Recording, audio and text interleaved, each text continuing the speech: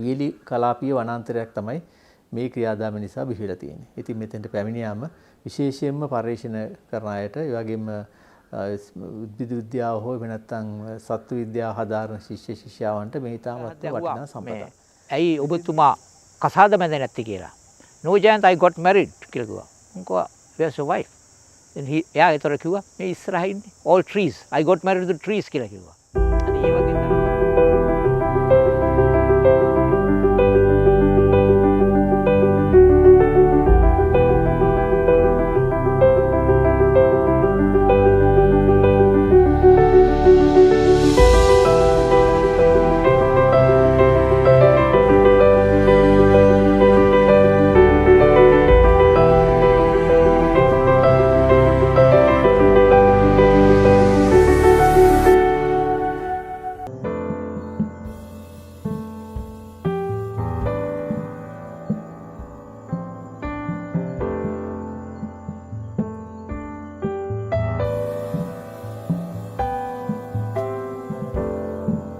අපි සියලු දෙනාව දන්නවා ශ්‍රී ලංකාවේ වනගහනය නැත්නම් වනාන්තර ප්‍රතිශතය අද මුළු භූමි ප්‍රමාණයෙන් 29.7%යි. නමුත් මේක බ්‍රිතාන්‍ය අධිරාජ්‍ය ලංකාවේ බ්‍රිතාන්‍ය අධිරාජ්‍යයේ කොටසක් වශයෙන් තියෙන කාලේ 1880 දී 180ක් වගේ තමයි තිබුණේ. ඒ එන්නම අපේ වනගහනය අඩු වෙනවා. අපි දන්නවා ඒකෙන් විශාල ප්‍රශ්න තියෙනවා. මොකද අපේ ජෛව විවිධත්වය නැති වෙනවා. ඊට පස්සේ අපිට ලැබෙන පාරිසරික සේවාවන් අඩු වෙනවා. ඒ වගේම ඊටමත්ම වැදගත් ශාක සහ සතුන් අපිට අහිමි වෙනවා. ඉතින් මම හිතන්නේ අපි කවුරුත් දන්නා දෙමින් රාජ්‍ය ප්‍රතිපත්තියත් අපි සියලු දෙනාගේම විශේෂයෙන්ම මහ ජනතාවගේ පරිසර හිතකාමී ජනතාවගේ ලොකුම අදහස තමයි බලාපොරොත්තු තමයි මේ වනගහනය වැඩි කරන එක. මේ වනගහනය වැඩි කරන්න ක්‍රම කීපයක් තියෙනවා. එයින් ඊටපන්ව සාර්ථකව අනුගමනය කරන ක්‍රමයක් තමයි හුඟක් රටවල් වල ස්වභාවික ආධාරක පුනර්ජනනය කියන්නේ. නැත්නම් ආධාරක ස්වභාවික පුනර්ජනනය. මොකද ඉංග්‍රීසියෙන් කියනවා assisted natural regeneration කියලා. ඉතින් මේ ක්‍රමයේ යටතේ කරන්නේ ස්වභාවිකව හැදෙන ගහකොළ එහෙම නැත්නම් වනය නැවත ජනනය වෙන ආකාරයෙන් වෙනස් ක්‍රියාදාමයන් වලට ආධාරක වශයෙන් නැත්නම් උදව්වක් දීලා ස්වභාවික කැලයක් හැදෙන්න ඉඩ දෙනවා. ඉතින් මේ ක්‍රමේ භාවිතා කරලා හදපු හොඳම රුක් වෙනක් එහෙම නැත්නම් අපි ඉංග්‍රීසියෙන් කියනවා නම් ආබොරිටම් එකක් තියෙනවා. ජාතික මූලික අධ්‍යයන ආයතනයේ සතුව දඹුල්ල.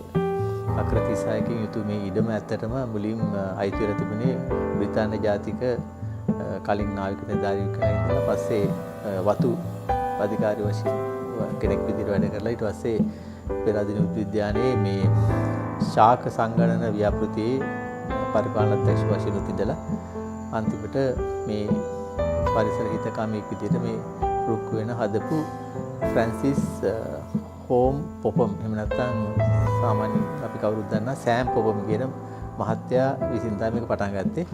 1963 දී යා මේ ඉඩම අරගෙන ඊට පස්සේ ටිකෙන් ටික මේ ඒ ආධාරක ස්වභාවික පුනර්ජනනය වගේ ඇති කරා මේ වනෝද්‍යාන.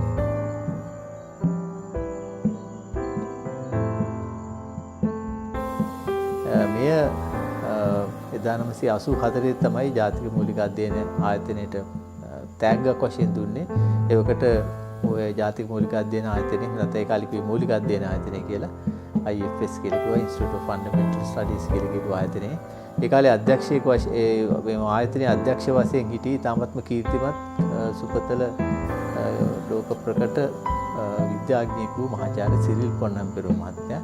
ඉතින් සෑම්පෝ මහත්තයා මේ රුක් වෙන නැත්නම් මේ ආබොරිටම් එක මහාචාර්ය සිරිල් පොන්නම්පෙරුම මහත්තයාට 1984 දී පරිත්‍යාග කළා. ඊට පස්සේ ඇත්තටම එතුමා පරිත්‍යාග කරේ අක්කර 7මාරක භූමියක්. ඊට පස්සේ ඒ වසරේදීම මහාචාර්ය පොන්නම්පෙරුම මහත්තයා තව අක්කර 27ක් මේකට එකතු කරලා අක්කර 36 විතර භූමි ප්‍රමාණයකින් තමයි සමන්විත වෙන්නේ මේ රුක් වෙන. ඉතින් මේ උයනේ බාරකාරයා විදිහට එහෙම නැත්නම් මේක බලක් හදාගෙන සෑහෙන ලොකු කාර්යභාර කරපු කෙනෙක් තමයි ජයන්ත අමරසිංහ මහත්තයා. ජයන්ත අමරසිංහ මහත්තයා මම හිතන්නේ මේ උද්‍යානයට පැමිණි හැමදෙනාම වඳිනවා. ඊටමත් සුහදව ඔබට උදව් කරනවා. ඒ වගේම උද්‍යානය ගැන පුතාමත්ම නැත්නම් මේ රුක් වෙන ගැන ඉතාමත්ම උනන්දුවකින් කැක්කුමකින් මේ ආයතනයේ බලා කියාගෙන එහෙම නැත්නම් මේකේ සීලම කටයුතු කරපු මහත්තයා. එතුමාත් 1994 ඉඳලම පොපම් මහතාගේ මාර්ගයෙන් මේ උද්‍යානයේ නැත්නම් මේ රුක් වෙනට පැමිණලා ජාතික මූලික අධ්‍යයන ආයතනයේ දැන් නඩත්තු කරන අවස්ථාවේදීත් එතුමාගේ සහාය අපි ලබනවා.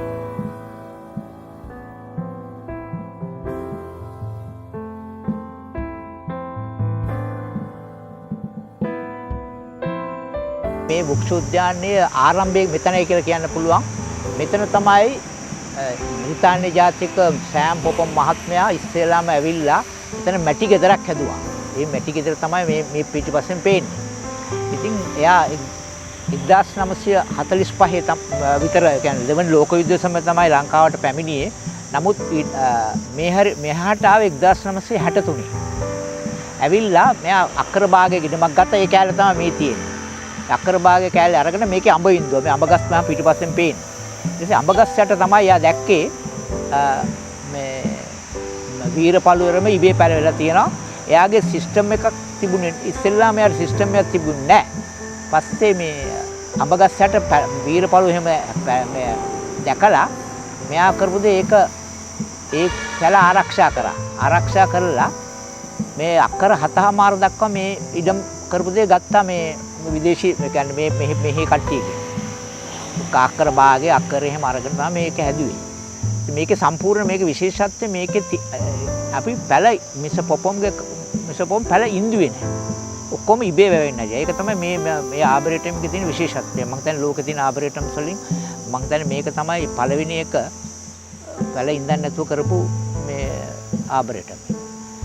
ඉතින් 1963 ඉඳලා මේ ගෙදර තමයි අවුරුදු 10ක් හිටියේ. පස්සේ තමයි එයා අර වෙන ගෙයකට ගියේ ජෙෆ්රි බාව ආකිටෙක්ට් හදපු ගෙයකට ගියේ පස්සේ 1973.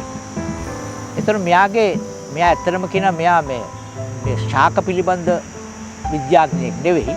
නමුත් එයා ඇත්තටම පොඩි කාලේ ඉඳලා ඒ ගස් කොළන් වලට ආස පුද්ගලයෙක්. ඒක නිසා තමයි මෙයා මේ වගේ දෙයක් එයා කරන්න පළවෙනි හේතුව.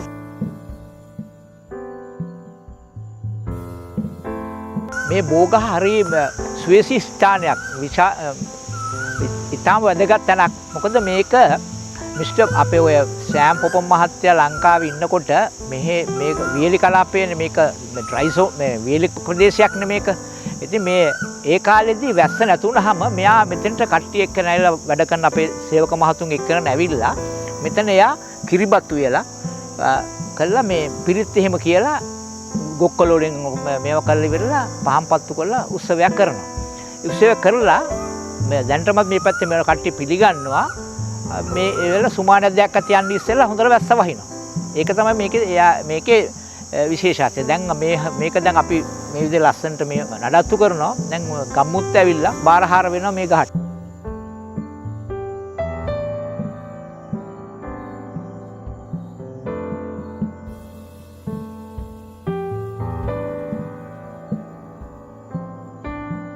මෙම වෘක්ෂෝද්‍යානයේ වැදගත්කම් දෙකක් තියෙනවා.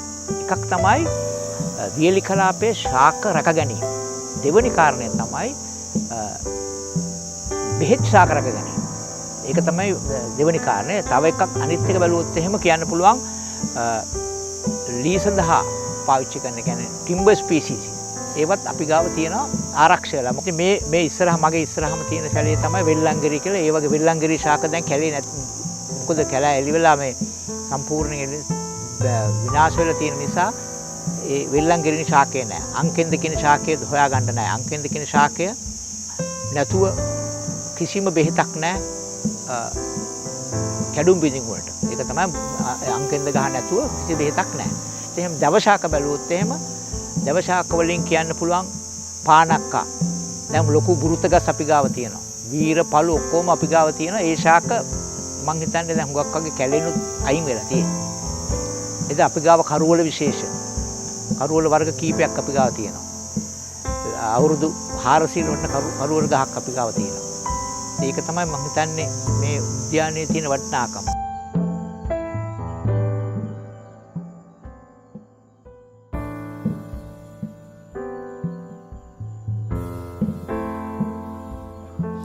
ඉතින් මේ උද්‍යානයේ තියෙන වැදගත්ම දේ තමයි මෙය නාගරික පරිසරයක තියෙන තැනක්.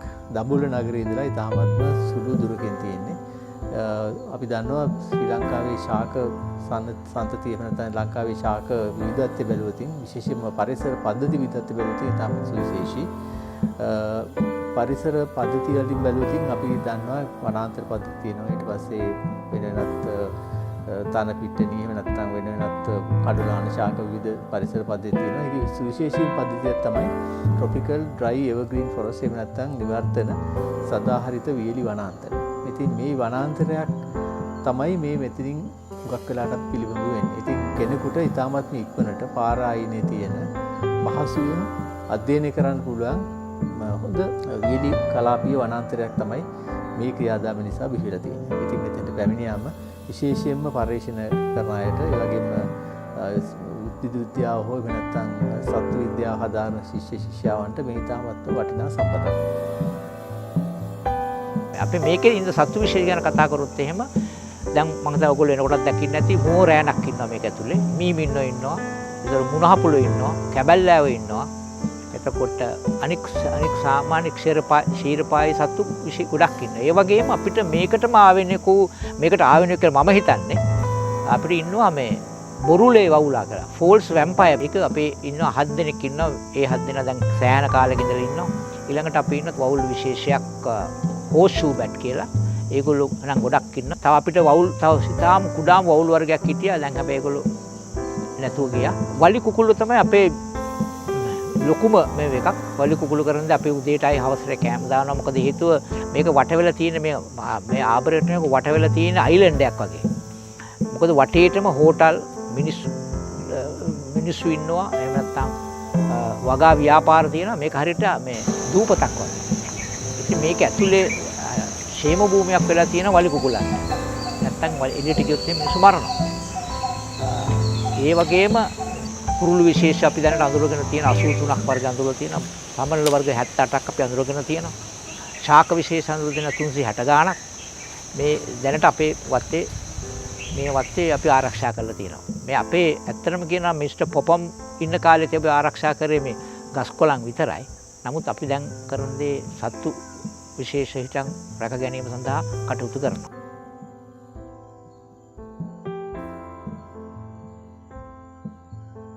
පොපම් ආබරේටම් කියන එක හරි විශේෂ ස්ථානයක්.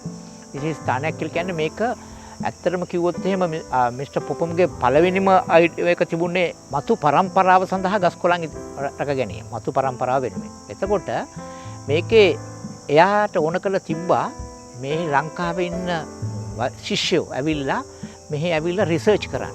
ඉතින් ඒකට ඇත්තටම කියන මේ ස්ථානේ අපි ගාව තියෙන ඔඩිටෝරියම් එකක් තියෙනවා. පාවිච්චි කරන්න පුළුවන්. අපි ගාව කාමර තියෙනවා. වැඩි නෙවෙයි කාමර දෙකක් විතර තියෙන ඉස්කෝලෙකට. දැන් අපි විශ්වවිද්‍යාලවල එහෙම නැත්නම් ඉස්කෝලවල ප්‍රෝග්‍රෑම්ස් අපි කරනවා. ඒ වගේම ඒ විතරක් නෙවෙයි අපි ප්‍රෝග්‍රෑම් කරනවා මේ පෙර පාසල් වලට පවා. ඒ පෙර පාසල් කට්ටියටත් ඇවිල්ලා මේකේ කරන්න පුළුවන් අපි කරලා තියෙනවා. ඒතකොට මේකේ විශේෂ මම අර ඉස්සෙල්ලා කිව්වාගේ කුරුළු බලන්න යනකොට කුරුළු බලන්න පුළුවන් ඕන තරම් කුරුළු ඉන්නවා. දැන් මේ ඔයාලට ඇහෙන්නේ නැති මේ සද්ද ඇහෙනවා රේ හෝන් බිල්ස් ලගේ එතකොට පැරට්ස් ලගේ ඔක්කොම සත්තු මෙහි සද්ද ඇහෙන මේ වෙලාවේ. ඉතින් ඒ වගේම තමයි සර්පයෝ. මේකේ සර්පයෝ ඉන්න මම ඊයේ පෙරේද දැක්කා තඩි පොළඟෙක් හිටියා. හැබැයි මේ මිනිසුන්ට අපි අවුරුදු 25ක් මම මේක වැඩලන්ට සේවයේ 26ක්. අද වෙනතුරු මට හැබැයි අපිට කිසිම කරදරයක් වුණේ නැහැ. පොළොංගු ඉන්නවා, නයි ඉන්නවා, මාපිල්ලු ඉන්නවා, කුණකටු ඉන්නවා. ඔක්කොම සත්තු ඉන්නවා. අපේ මටවත් මෙහි ආපු කෙනෙකුටවත් එහෙම නැත්නම් වැඩ කරන කෙනෙකුටවත් අද වෙනතුරු ආපදාවක් සිදු වෙලා නැහැ මේ සත්තු හිටියට. ඉතින් ඒක ගැන පරිශන කරන කට්ටියත් එනවා මෙහාට. ඒතර වවුල්ලු ගැන පරිශන කරන කට්ටිය එනවා. එතකොට ස්පයිඩර්ස්ලා ගැන පරිශන කට්ටිය එනවා. මකුළුවන් ගැන. ඉතින් ඒ වගේ මේක පරිශන සඳහා ඊටාම වටිනා ස්ථානයක්.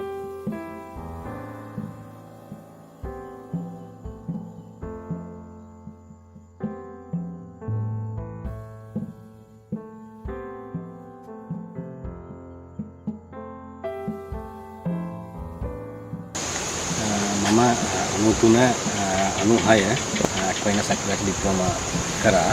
ඒකෙදී ඇත්තටම අවසානයේදී අපි යම්කිසි විෂයක් සම්බන්ධයෙන් අපේ තීසිස් එකක් අපි බාර දෙන්න ඕනේ අපේ ඩිප්ලෝමා කම්ප්ලීට් කරන්න. ඒකෙදි ඇත්තටම මට මේ ආබර්ටම් එකට සම්බන්ධ වෙන්න මට අවස්ථාව ලැබුණා. ඉතින් මට හරිම ආසයි මම ගහකොළ සහ සම්බන්ධයෙන්. ඉතින් මට ප්‍රධාන වශයෙන් මට අවශ්‍ය වුණේ මට සමනලුන් ගැන පරීක්ෂණයක් කරන්න. මම අවුරුදු 2ක කාලයක් විතර ඇත්තටම මේ ආබර්ටම් එක තුල රැඳිලා හිටියා මිෂ පොකුම් සමග. රැඳිලා ඉඳලා මම සමනලුන් විශේෂ 65ක් මගේ මතක හැටියට මම ඒ කාලේ මම අඳුනාගත්තා. අඳුනාගෙන මම රිපෝට් එකක් මම දුන්නා මගේ ඩිප්ලෝමා එක සම්බන්ධයෙන්. ඇත්තටම ඒකෙන් මගේ ඩිප්ලෝමා එක මම දෙවෙනි සමාර්ථයකින් මම සමත් වුණා. ඒ වගේ මේ පොහොම පොහොමුත් මේ වෙනකොටත් ආබර්ටම් එකට සමනලුන් ගැන කවුරු අඳුනගන්න තිබුණේ සමනල විශේෂ කීයක් ඉන්නවා සමනල විශේෂ වර්ග මොනවා අඳුනගන්න තිබුණේ නැහැ. මේ පළවෙනි රිපෝට් එක සමනලු සම්බන්ධයෙන් කරේ මම තමයි මේ ආබර්ටම් එකේ. ඒතර මටත් හරි සතුටක්.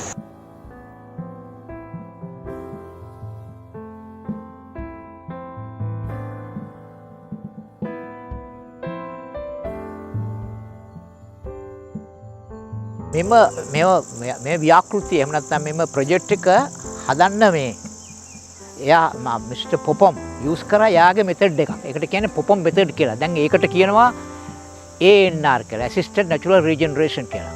right?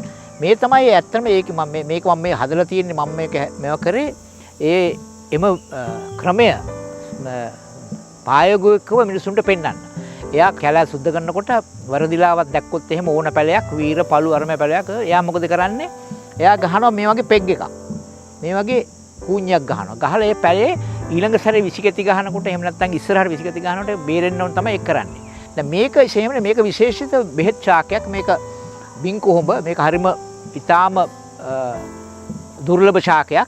දැන් මේක මල් පේනවා ඇති ඔයගොල්ලන්ට පේනවා ඇති මල් මේක කරන දේ අපේ මේ ආබර්ටම් එක තුල මේක දැන් ලස්සනට ව්‍යාප්ති වෙගෙන යනවා ඉස්සරහට.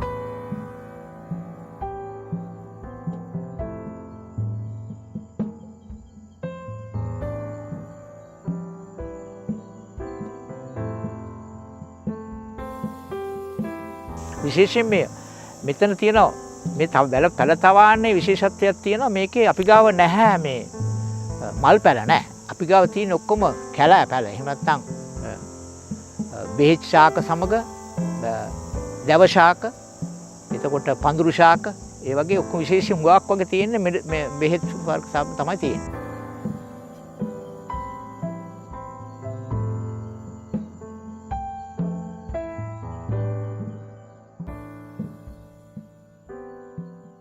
අපේ කැම්ප් සයිට් එක මේකේ අපි හදලා තියෙනවා ටෙන්ට් ගහගෙන පාසල් ශිෂ්‍යයන්ට එහෙම නැත්නම් විශ්වවිද්‍යාල ශිෂ්‍යුන්ට ඇවිල්ලා මේකේ ඒගොල්ලෝ රිසර්ච් කරන් දවස් ගණන් ඉන්න පුළුවන්. ඉතින් මේකේ හිටියා මාසයක් ෆැල්මත් යුනිවර්සිටි ස්ටුඩන්ට්ස්ලා. ඒගොල්ලෝ රිසර්ච් එකක් කරා මේ අපේ ලෝරිස්ලා ගැනයි අපේ උන්ගේ බිහේවියර්ස් ගැන දවල් කොහෙද ඉන්නේ එහෙම කියලා හොයන්න. මේකේ මාසයක් ඒගොල්ලෝ හිටියා. මේක ඉතින් අපි දැන් උනත් ඕන මේ විශ්වවිද්‍යාල ශිෂ්‍යුන්ට එතකොට ඇවිල්ලා ඉන්න කට්ටියට අපි ගාව ටෙන්ට්ස් තියෙනවා. ඒගොල්ලෝ මේකේ ඉන්න පුළුවන්. මේකේ තමන් කැමති රිසර්ච් එකක් කරන්න හරි එහෙම නැත්නම් ඕන දෙයකට ඇවිල්ලා ඉන්න පුළුවන්.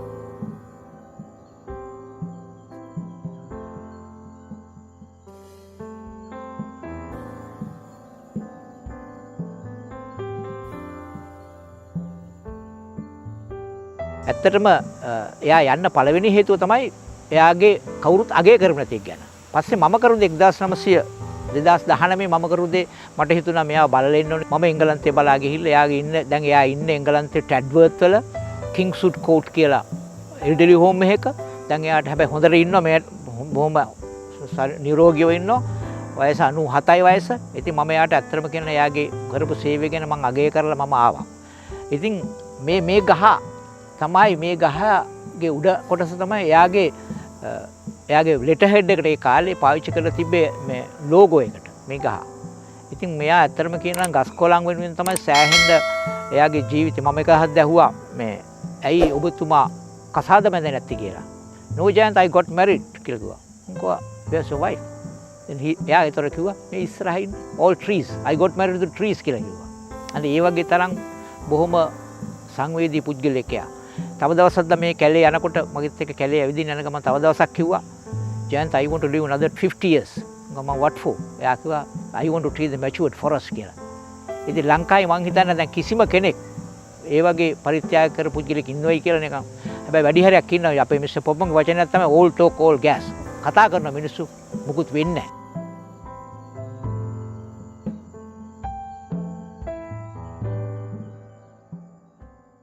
ඉතින් අපි අගය කරන්න ඕනේ ඇත්තටම මේ ලංකාවේ ශාක සන්තතිය එහෙම නැත්නම් ලංකාවේ පරිසර පද්ධතිය එහෙම නැත්නම් විශේෂයෙන් වන ආවරණය වැඩි කරන්න උදව් කරන ක්‍රම අතරින් මම කලිනුත් කිව්වා වගේ මේ ආධාරක ස්වභාවික පුනර්ජනන ක්‍රමය assisted natural regeneration කියන ක්‍රමය සාර්ථකව අත්හදා බලව තැනක් තමයි මේක. ඉතින් ජාතික මූලික අධ්‍යයන ආයතනයේ බලාපොරොත්තු වෙන මේ ක්‍රියාව වීලි කලාපයට විතරක් නෙවෙයි ලංකාවේ අනිකුත් දේශගුණ කලාප වලටත් විශේෂයෙන්ම අත්හැර දමන ලද හෝ එහෙම නැත්නම් හානියට ලක් වෙලා තියෙන පරිසර පද්ධතිය වලටත් මේ ක්‍රමයෙන් භාවිත කරලා අපේ වනාවරණය වැඩි කරන්න. මට හිතෙනවා මේක ඉතාමත්ම පහසුවෙන් කරන්න පුළුවන් දෙයක්. මේකට යම් උදව් අපිට අවශ්‍ය වෙනවා තරංකාරී වෙනත් ශාක අයින් කරලා ස්වභාවික වෘක්ෂලතා දී වලට මේකට එන්න දීම. මේක වැදගත්කම තමයි අපිට අවශ්‍ය දේවල් ගිහිල්ලා තවානකින් ගෙනිහිල්ලා හිටවලා කැලෑ වගා කරනවට වඩා ස්වභාවය විසින් තෝරලා ස්වභාවයට ගැලපෙන එහෙම නැත්නම් ඒ ප්‍රදේශයට ගැලපෙන ශාක වලට එන්න දීලා ඒවා වැඩි දියුණු කරලා ඒවා මගින් ස්වභාවිකව මේ කැලෑව ඇති කිරීම තමයි වෙතින්දි වැදගත්ම. ඒතකොට ස්වභාව ධර්මයේ තමයි තෝරන්නේ පැල.